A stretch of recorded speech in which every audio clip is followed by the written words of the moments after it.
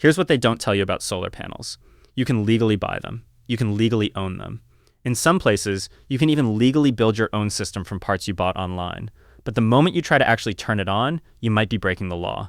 And in at least one state, the fine for doing it wrong can hit $10,000. This isn't about some far-off rule that never gets enforced. Right now, in 2026, there's a real fight happening over who gets to control the power coming off your own roof. Some states just made it completely legal to plug solar panels straight into your wall outlet, no permission needed. Other states are actively working to stop that from ever happening. And a few states haven't even bothered to have the conversation. By the end of this video, you're going to know exactly where your state stands, what can actually happen if you skip the paperwork, and why the whole system is set up the way it is. Let's get into it. So here's the basic problem. Everyone assumes solar panels are just allowed. You own your roof, you own your yard, so if you want to slap some panels up there and start generating your own power, that should be your business, right? That's the assumption most people walk around with. And here's the thing. It's not exactly wrong, but it's not exactly right either.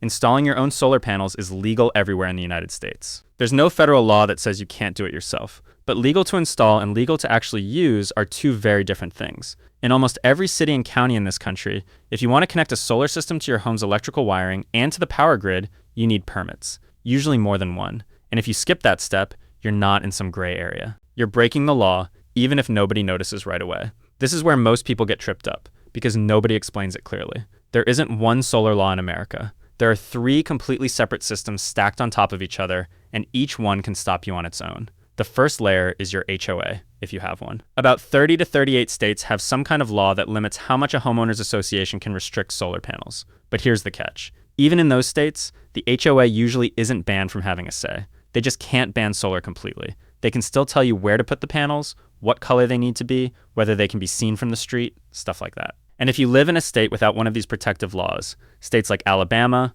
Arkansas, Mississippi, Oklahoma, Pennsylvania, South Carolina, South Dakota, Wyoming, Nebraska, or Montana, your HOA could potentially say no to solar altogether, and there's a real chance you'd have no legal way to fight it. The second layer is your local government. This is the big one. Almost every city and county requires a building permit and an electrical permit before you connect a solar system to the grid. This part isn't optional anywhere, and it doesn't matter what state you're in. The reason for this actually makes sense, and I want to be fair about that before I get into the frustrating parts. A structural permit checks that your roof can actually hold the weight of the panels and survive high wind. An electrical permit checks that the wiring meets national safety codes, because a badly wired solar system can literally start a fire or electrocute a firefighter who doesn't know there's a second power source up there. These rules exist for a real reason. This isn't some made-up hurdle just to slow you down. The third layer is your utility company. Even after you get your permits and pass inspection, you still need something called an interconnection agreement before you're allowed to send power back into the grid or get credit for the extra electricity you produce. This is the layer most people don't even know exists until they're already deep into the process. So now you've got 3 separate systems: your HOA, your local government, and your power company. And any one of them can slow you down, deny you, or shut you down completely. That's the real problem here. It's not that solar is illegal. It's that there's no single, clear answer, and the answer changes depending on your zip code. Now let's talk about what actually happens if you decide to skip all that and just do it yourself anyway, because this is where it gets serious. If you install a solar system without a permit and someone finds out, and someone usually does find out, you're looking at real consequences. Fines have been reported anywhere from $500 all the way up to $10,000 or more, depending on where you live and how the local building department decides to handle it. And it's not just a fine and you're done. In a lot of cases, the local authority can force you to remove the entire system, not fix it, remove it. All that time and money, gone. Here's another one people don't think about. Your utility company can simply refuse to let your system connect to the grid at all, so you'd have solar panels sitting on your roof, fully installed, and legally unable to send power anywhere or get you any credit on your bill. You basically bought yourself decoration. Insurance is another trap. If your house has a fire or your roof gets damaged and your solar system wasn't permitted, your insurance company can deny that part of your claim.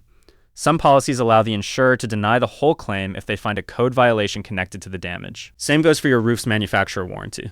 A lot of roofing companies will void your warranty completely if something was installed on the roof without following code.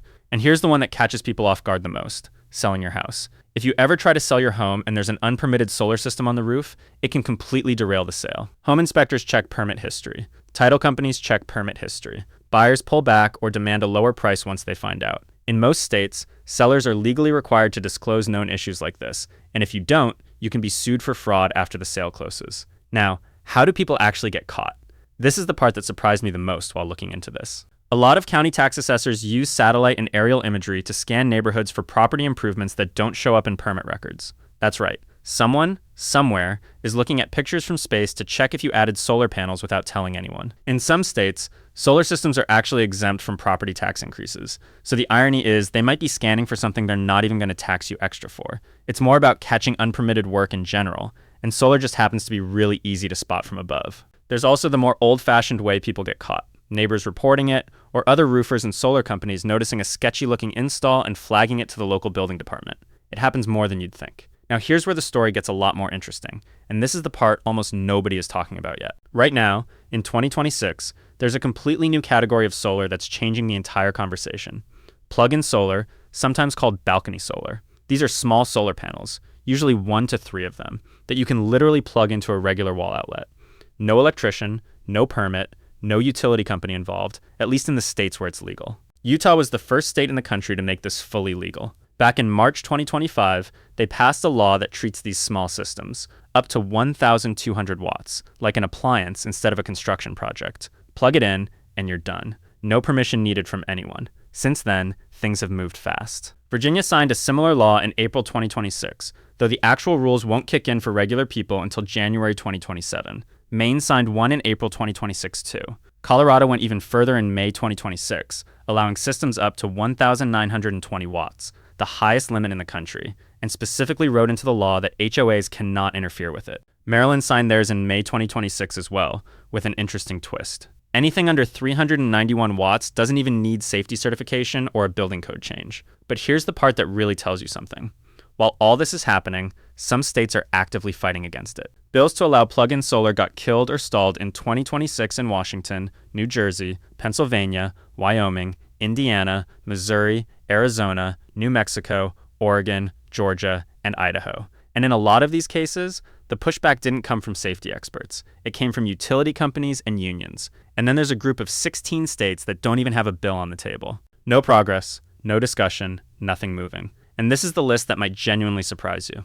Alabama, Arkansas, Florida, Kansas, Kentucky, Louisiana, Mississippi, Montana, Nebraska, Nevada, North Dakota, South Dakota, Tennessee, Texas, West Virginia, and Wisconsin. Texas is on that list. Think about that for a second. Texas, a state that markets itself as the land of independence, the state with its own separate power grid, the state that constantly talks about self-reliance, doesn't currently have a single active bill to let people plug a small solar panel into their own wall outlet without going through a utility company first. Compare that to Germany, where over 1 million homes already have these plug-in balcony solar systems running, generating around 700 megawatts of power combined. This isn't some experimental idea. It already works, at massive scale, somewhere else in the world. The technology isn't the problem. The permission is the problem. So why does any of this cost so much and take so long in the first place? Turns out, there's a real answer, and it's not some hidden conspiracy. It's just how the math works out. According to research from the National Renewable Energy Laboratory,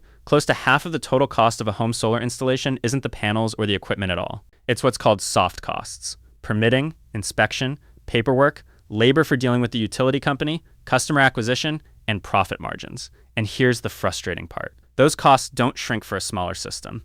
A tiny 4 kilowatt setup costs almost the same in permitting and paperwork as a much bigger 8 kilowatt setup, even though it produces half the power. The red tape doesn't scale down.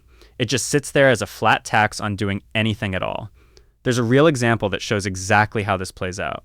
A homeowner in Raleigh, North Carolina wanted to install a system, and her building permit from the county came back in just 11 business days. Pretty fast. But the review from her power company, Duke Energy, took 47 business days. Almost 7 weeks, just waiting on one company to say yes. So a lot of the time, the government isn't actually the slow part. The utility company is. And this brings us to the real point of all of this.